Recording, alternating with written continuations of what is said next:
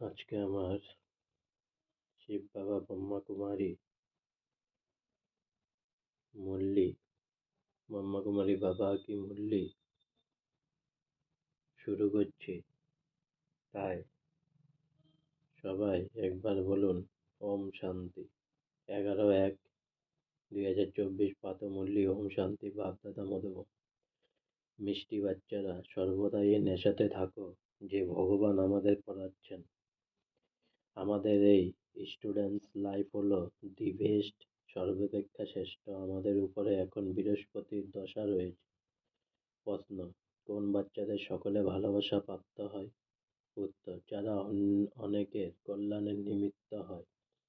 যাদের কল্যাণ হয়েছে তারা বলে যে তুমি হলে আমাদের মা। তাই নিজেরা নিজেদের দেখো যে আমরা কতজনের কল্যাণ করছি, বাবার মেসেজ কত আত্মাদের দিতে পারছি। বাবাও হলেন পয়গম্বর।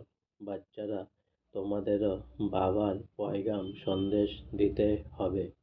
সবাইকে বলো যে দুজন পিতা রয়েছে, অসীম জগতের পিতাকে স্মরণ করো আর অবিনাশী উত্তরাধিকারকে বর্ষা স্মরণ করো। গীত: তুমি প্রেমের সাগর, তব প্রেমের এক বিন্দুর পিয়াসী মোরা। ওম শান্তি। আত্মাদের পিতা বসে আত্মারূপী বাচ্চাদের রোজ রোজ বুঝান যে বাচ্চারা আত্ম অভিযানে হয়ে বসো। এরকম যেন না হয় যে বুদ্ধি বাইরে এদিকে ওদিকে ঘুরতে থাকে। একমাত্র বাবাকে স্মরণ করতে হবে। তিনি জ্ঞানের সাগর, প্রেমের সাগর। বলা হয় যে জ্ঞানের এক ফোঁটাও অনেক। বাবা বলেন, মিষ্টি মিষ্টি বাচ্চারা, আত্মিক পিতাকে স্মরণ করো, তবেই তোমরা এ অবিনাশী উত্তরাধিকার পেয়ে যাবে। অমর পুরী বৈকুণ্ঠে চলে যাবে। এছাড়া এই সময় তোমাদের মাথার উপরে যে পাপের বোঝা রয়েছে তা নামিয়ে ফেলতে হবে। নিয়ম অনুসারে, বিবেক অনুসারে বাচ্চারা, তোমাদের বোঝানো হয় যিনি উচ্চের থেকে উচ্চে ছিলেন তিনি অন্তিমে নিচে তপস্যা করছেন। রাজযোগে তপস্যা একমাত্র বাবাই শেখান। হঠযোগ হলো সম্পূর্ণ আলাদা। ওটা হলো পার্থিব জগতের, আর এ হলো অসীম জগতের। ওটা হলো নিবৃত্তি মার্গ, এ হলো প্রবৃত্তি মার্গ। বাবা বলেন, তোমরা বিশ্বের মালিক ছিলে। রাজা রানী যেমন হবে, প্রজা তেমনই হবে। প্রবৃত্তি মার্গের পবিত্র দেবী দেবতা ছিল, পরে আবার দেবতারা বাম মার্গে বিকারে চলে যায়। সেই সবেরও চিত্র রয়েছে। অত্যন্ত অশুভ নোংরা চিত্র বানায়, যা দেখতেও লজ্জা করে, কারণ বুদ্ধিও সম্পূর্ণ ভ্রষ্ট হয়ে যায়। বাবার উদ্দেশ্যেই বলা হয় যে তুমি হলে প্রেমের সাগর। এখন প্রেমের তো এক ফোঁটা হয় না। এ হলো জ্ঞানের কথা। তোমরা বাবাকে জেনে বাবার থেকে অবিনাশী উত্তরাধিকার নিতে এসেছ। বাবা সদ্গতির এ জ্ঞান দেন। শুধু শুনলেই কি সদ্গতিতে আসতে পারবে? না, পারবে না। বাচ্চারা, এখান থেকেই তোমাদের নতুন দুনিয়া যেতে হবে। তোমরা জানো যে আমরা বৈকুণ্ঠের মালিক হই। এই সময় সমগ্র বিশ্বে রাবণের রাজত্ব। বাবা এসেছেন তোমাদের বিশ্বের রাজত্ব দিতে। তোমরা সকলেই বিশ্বের মালিক ছিলে। এখনো পর্যন্ত চিত্র রয়েছে, এছাড়া লক্ষ বছরের কোনো কথাই নেই। এই কথা সম্পূর্ণ ভুল। বাবাকে সদা রাইটিয়াস ন্যায় পরায়ণ বলা হয়। বাবার দ্বারা সমগ্র বিশ্ব ধর্মনিষ্ঠ হয়ে যায়। এখন সব হলো আনরাইটিসেস, অধার্মিক। এখন বাচ্চারা, তোমরা বাবার থেকে অবিনাশী উত্তরাধিকার নিচ্ছ। এও কিন্তু ড্রামায় ফিক্সড হয়ে রয়েছে। জ্ঞান শুনতে শুনতে তারা আশ্চর্য রকমভাবে শুনে কথন্তি, অন্যদের জ্ঞান শোনায় ভাবন্তি, মানে তারপর হাত ছেড়ে হয়ে যায়। ও আমার মায়া, তুমিও কত শক্তিশালী যে বাবার কাছ থেকে বিমুখ করে দাও। শক্তিশালী কেন হবে না? আধা কল্প তো তার রাজত্বই চলে। রাবণ কি তা তোমরা জানো? এখানে কোনো কোনো বাচ্চারা বুদ্ধিমান, আবার কেউ কেউ অবুঝ। তোমরা জানো যে এখন আমাদের উপরে বৃহস্পতির দশা চলেছে, তবে তো আমরা স্বর্গে যাওয়ার জন্য পুরুষার্থ করছি। মানুষের যে মৃত্যু হয়, কিন্তু তারা তো স্বর্গে যাওয়ার জন্য কোনো পুরুষার্থ করে না। শুধু এমনই বলে যে স্বর্গে গেছে। তোমরা জানো যে সত্যি সত্যি স্বর্গে যাওয়ার জন্য আমরা পুরুষার্থ করছি, অথবা স্বর্গের মালিক হওয়ার জন্য পুরুষার্থ করছি? এমন কখনো কেউ বলে না যে ইনি স্বর্গে যাচ্ছেন, বরং তারা বলবে যে এটা কি বলছো, মুখ বন্ধ করো। মানুষ তো পার্থিব হৃদের জগতের কথা শোনায়, বাবা শোনায়। বাচ্চারা, তোমাদের অনেক পুরুষার্থ করা উচিত, নেশায় অত্যন্ত বিভোর হয়ে থাকা উচিত। যারা কল্পপূর্বে পুরুষার্থ করেছিল, যে পথ প্রাপ্ত করেছিল, তাই পাবে। বাচ্চারা, অনেকবার তোমাদের মায়ার উপরে বিজয় প্রাপ্ত করিয়েছি, পুনরায় তোমরা পরাজয় বরণও করেছ। ড্রামা এভাবে তৈরি হয়ে রয়েছে, তাই বাচ্চাদের অত্যন্ত খুশি হওয়া উচিত। তোমরা মৃত্যুলোক থেকে অমর লোকে যাচ্ছ।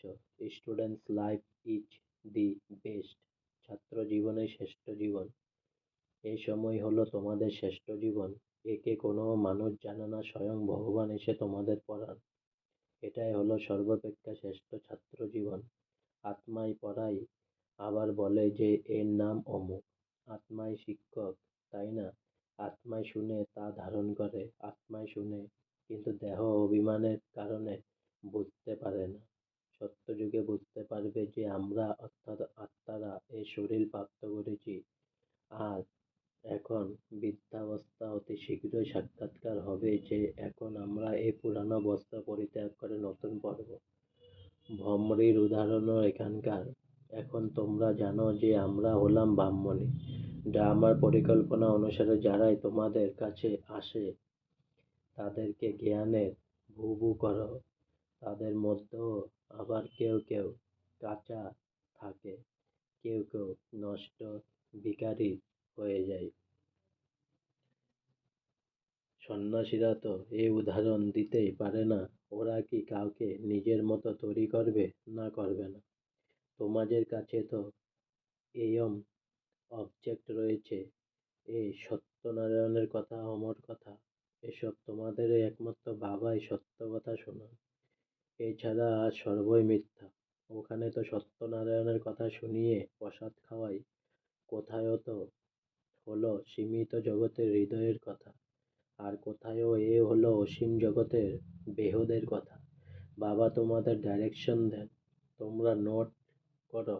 বাকি যতই বই, শাস্ত্র ইত্যাদি রয়েছে, এসব শেষ হয়ে যাবে। পুরানো কোনো জিনিসই থাকবে না। মানুষ ভাবে যে কলিযুগ শেষ হতে এখনো 40,000 বছর বাকি রয়েছে। সেই জন্য বড় বড় ঘরবাড়ি ইত্যাদি তৈরি করতেই থাকে, খরচ করতেই থাকে। সমুদ্র কি ছেড়ে দেবে? এক ঢেউই সব গ্রাস করে নেবে। না এ বোম্বে ছিল, আর না থাকবে। এই 100 বছরের ভিতরে এখন এসব কি না কি বেরিয়েছে। পূর্বে ভাইরাস, ব্রিটিশ রাজপ্রতিনিধি 4টি ঘোড়ায় টানা গাড়িতে আসছেন আসতেন। আর এখন অল্প সময়ের মধ্যে দেখো কি কি হয়েছে। স্বর্গ তো অনেক ছোট, নদীর ধারে তোমাদের মহল হবে। বাচ্চারা, তোমাদের উপরে এখন বৃহস্পতির দশা রয়েছে। বাচ্চাদের অত্যন্ত খুশি হওয়া উচিত যে আমরা ধনবান হই। এখন কেউ সর্বশান্ত হয়, তখন তাকে বলা হয় রাহুর দশা রয়েছে। তোমরা নিজেদের দশায় প্রফুল্ল থাকো। ভগবান অর্থাৎ বাবা আমাদের পড়ান। ভগবান আর কাউকে পড়ান কি? বাচ্চারা, তোমরা জানো যে আমাদের এই ছাত্র জীবনে সর্বাপেক্ষা শ্রেষ্ঠ। আমরা নরক থেকে নারায়ণ বিশ্বের মালিক হই। এখানে আমরা রাবণ রাজ্যে এসে আটকে আবদ্ধ হয়ে পড়েছি। পুনরায় যাই সুখধামে। তোমরা হলে সঙ্গমযুগী ব্রাহ্মণ। ব্রহ্মার দ্বারা স্থাপন হয়। একজনই কি হবে? না, তা হবে না, অনেকেই হবে, তাই না? তোমরা খোদার ভগবান, খিদমতগার, সেবাদারী হও। খোদা স্বর্গ স্থাপনের জন্য যে সেবা করেন, তোমরা তাতে সাহায্য করো। যারা অনেক সাহায্য, সেবা করবে, তারা উচ্চপদ প্রাপ্ত করবে। না খেতে পেয়ে কেউ মরবে না। এখানে তো ফকিরদের কাছেও যদি খোঁজ করো, তবে হাজার হাজার টাকা বেরোবে। তাই ক্ষুধার্ত হয়ে কেউ মারা যেতে পারে না। আর এখানে তোমরা বাবার হয়েছ। যদি বাবা গরিব, তবুও কিন্তু যতক্ষণ না পর্যন্ত বাচ্চারা খাবার পায়, ততক্ষণ নিজেও খান না।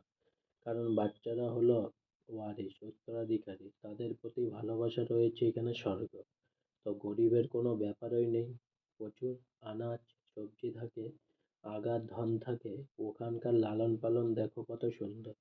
তাই বাবা বলেন যে যখনই অবসর পাবে তখনই লক্ষ্মীনারায়ণের চিত্রের সামনে গিয়ে বসো, রাতেও বসতে পারো, এই লক্ষ্মীনারায়ণকে দেখতে দেখতে শুয়ে পড়ো। ও বাবা আমাদের এরকম তৈরি করেন, তোমরা এরকম অভ্যাস করে দেখো যে কত আনন্দ হয়। তারপর আবার সকালে উঠে অনুভব শোনাও, লক্ষ্মীনারায়ণের চিত্র আর সিঁড়ির চিত্র সকলের কাছে থাকা উচিত। স্টুডেন্টরা জানে যে আমাদের কে পড়াচ্ছেন, ওনার চিত্রও রয়েছে। সমগ্র বিষয়টি হলো পড়ার উপর, স্বর্গের মালিক তো হবেই, বাকি পদ প্রাপ্তির আধার হলো পঠন পাঠনের উপর। বাবা বলেন এ পুরুষার্থ করো যে আদি আমি হলাম আত্মা, শরীর নয়। আমি বাবার কাছ থেকে অবিনাশী উত্তরাধিকারী নিচ্ছি। বিশ্বের কিছু কঠিন নয়, বিশেষ কিছু কঠিন নয়, মাতাদের জন্য তো খুবই সহজ। পুরুষেরা তো কাজকর্মে চলে যায়। এই এয়ম অবজেক্টের চিত্রের উপর তোমরা অনেক সার্ভিস করতে পারো, অনেকের কল্যাণ করলে তারা তোমাকে অনেক ভালোবাসবে। তারা বলবে যে তুমি তো আমাদের মা, জগতের কল্যাণের জন্য মাতারা তোমরা নিমিত্ত হয়েছ। নিজেদের দেখতে হবে যে আমরা কতজনের কল্যাণ করেছি, কতজনকে বাবার সংবাদ দিয়েছি। বাবাও পয়গম্বর, আর কাউকে পয়গম্বর বলা যাবে না। বাবা তোমাদের মেসেজ দেন যা তোমরা সকলকে শোনাও। অসীম জগতের বাবা আর অবিনাশী উত্তরাধিকার স্মরণ করো, 84 চক্রকে স্মরণ করো। আমরা হলো পয় পয়ঙ্গ পয়গম্বর, বাবার সন্তান, তাই সবাইকে বাবার সংবাদ দাও। সকলকে বলো তোমাদের দুজন পিতা রয়েছে, অসীমের পিতা যে সুখ আর শান্তি আশীর্বাদ দিয়েছেন। আমরা সুখধামে ছিলাম আর বাকি সবাই তখন শান্তিধামে ছিল। তারপরে আবার জীবন মুক্তিতে আসে, এখন আমাদের ফিরে যেতে হবে, তারপর আবার সেখানে আমরাই বিশ্বের মালিক হব। কথাতেও রয়েছে বাবা তোমার থেকে আমরা বিশ্বের রাজত্ব বাদশাহী পাই, সমগ্র ধরনী সমুদ্র আকাশ আমাদের হতে থাকবে। এই সময় আমরা বাবার কাছ থেকে অবিনাশী উত্তরাধিকার নিচ্ছি। তোমরা হলে গুপ্ত ওয়ারিশ যোদ্ধা, শিব শক্তি সেনা। এই হলো জ্ঞান কাটারি, জ্ঞানবান। ওরা তো দেবীদের স্লো হাতিয়ার দিয়ে দিয়েছে। ভক্তি মার্গে কত মন্দির বানানো হয়েছে, কত চিত্র ইত্যাদি রয়েছে, তবেই তো বাবা বলেন যে ভক্তি মার্গে তোমরা সব টাকা পয়সা শেষ করে দিয়েছ, এখন এই সব শেষ হয়ে যাবে, ডুবে যাবে।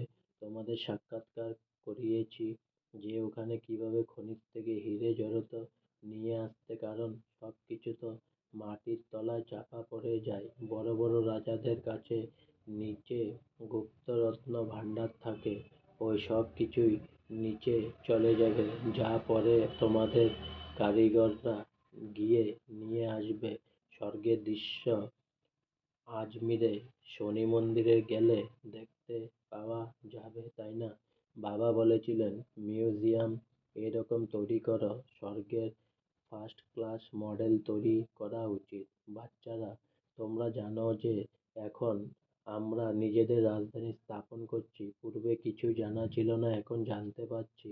এমনও নয় যে আমরা প্রত্যেকের ভিতরে কি আছে তা জানি। কোনো কোনো না ভিখারিও আসতো, তাদের বলা হতো কেন আসো, তখন বলতো যে এখানে আসো তবে তো ভিখার থেকে মুক্ত হবে, আমি অত্যন্ত পাপী আত্মা। তখন বাবাই বলেন যে আচ্ছা তোমার কল্যাণ হোক। মায়াও অত্যন্ত প্রবল, বাবা বলেন বাচ্চারা তোমাদের এই ভিখারির উপর বিজয় প্রাপ্ত করতে হবে, তবে জগৎ জিত হবে, মায়াও কম নয়। এখন তোমরা পুরুষার্থ করে এরকম লক্ষ্মীনারায়ণের মতো হও, এনাদের মতো সৌন্দর্য আর কারো হতে পারে না। এটাই হলো ন্যাচারাল বিউটি। প্রতি 5 বছর, 5,000 বছর পূর্বে, 5,000 বছর পরে স্বর্গের স্থাপনা হয়, পুনরায় 84 জন্মের চক্রতে আসতে হয়। তোমরা লিখতে পারো এ হলো বিশ্ববিদ্যালয় তথা হসপিটাল, একটি স্বাস্থ্যের হেলথ জন্য আরেকটি ওয়েলথের জন্য হেলথ, ওয়েলথ, হ্যাপিনেস একই জন্মর জন্য এসে প্রাপ্ত করো। ব্যবসায়ীরাও নিজেদের বোর্ড লাগায়, ঘরেও বোর্ড লাগানো হয়। যারা সদা নেশায় বিভোর থাকবে তারা এরকম লিখতে পারবে, যারা আসবে তাদেরকেই বোঝাও তোমরা অসীম জগতে বাবা উত্তরাধিকারী নিয়েছি, পুনরায় 84 জন্ম নিয়ে পতিত হয়েছে, এখন পবিত্র হও, নিজেকে আত্মা নিশ্চয় করো, বাবাকে স্মরণ করো। বাবাও এমনই করেন। তিনি ব্রহ্মা হলেন প্রথম নম্বরের পুরুষার্থী। অনেক বাচ্চারা লেখে যে বাবা ঝড় ঝাপটা আসে, এমন এমন হয়। আমি লিখি আমার কাছে তো সব ঝড় ঝাপটা সবার আগে আসে। আমি প্রথমে অনুভবী হলে তবে তো বুঝাতে পারবো। মায়ার কাজই তো হলো এটা। এখন বাবা বলেছেন, মিষ্টি মিষ্টি অতি প্রিয় বাচ্চারা, এখন তোমাদের উপরে বৃহস্পতির দশা রয়েছে। তোমাদের নিজেদের জন্মপত্রিকা, কুষ্টি ইত্যাদি আর কাউকে দেখাবার প্রয়োজন নেই। বাবা সব কিছুই বলে দেন। ওখানে আয়ুর বড় হয়। কৃষ্ণকেও মানুষ যোগেশ্বর বলে। কৃষ্ণকে যোগ শিখিয়েছেন যোগেশ্বর, তাই এরকম হয়েছে। কোনোবারের সন্ন্যাসী যোগেশ্বর বলা যাবে না। তোমাদের ঈশ্বর যোগ শেখান, তাই তোমাদের যোগেশ্বর যোগেশ্বরী নাম রাখা হয়েছে। এই সময় জ্ঞানেশ্বরী হলে তোমরা পুনরায় ওখানে গিয়ে রাজেশ্বরে তোমরাই হবে। আচ্ছা, মিষ্টি মিষ্টি আনন্দের বাচ্চাদের প্রতি মাতা পিতা বাপ দাদার স্মরণে স্নেহ সুমন স্মরণ আর সুপ্রভাত। আত্মাদের পিতা তার আত্মারূপী বাচ্চাদেরকে জানাচ্ছেন নমস্কার। ধারণার জন্য মুখ্য সার। 1 নম্বর, এয়ম অবজেক্টকে সামনে দেখে পুরুষার্থ করো। লক্ষ্মীনারায়ণের চিত্রকে সামনে দেখতে দেখতে নিজের সাথে কাজ বলো যে, ও বাবা, তুমি আমাদের এইরকম তৈরি করেছ। আমাদের উপর এখনোই বৃহস্পতি দশা রয়েছে। 2 নম্বর, নিজের সমান বানানোর জন্য ভ্রমরীর মতো জ্ঞানের ভুভু করো। ক্ষুধায় খিদমতগার, ক্ষুধার সেবাদারী হয়ে স্বর্গ স্থাপনে বাবাকে সাহায্য করো। বরদান, দেহের বোধ থেকে ডিচার্জ হয়ে পরমাত্মা ভালোবাসার অনুভবকারী কমল আসনধারী ভব। কমল আসন হল ব্রাহ্মণ আত্মাদের শ্রেষ্ঠ স্থিতির চিহ্ন। এরকম কমল আসনধারী আত্মারা এ দেহবোধের থেকে স্বভাবই ডিচার্জ থাকে।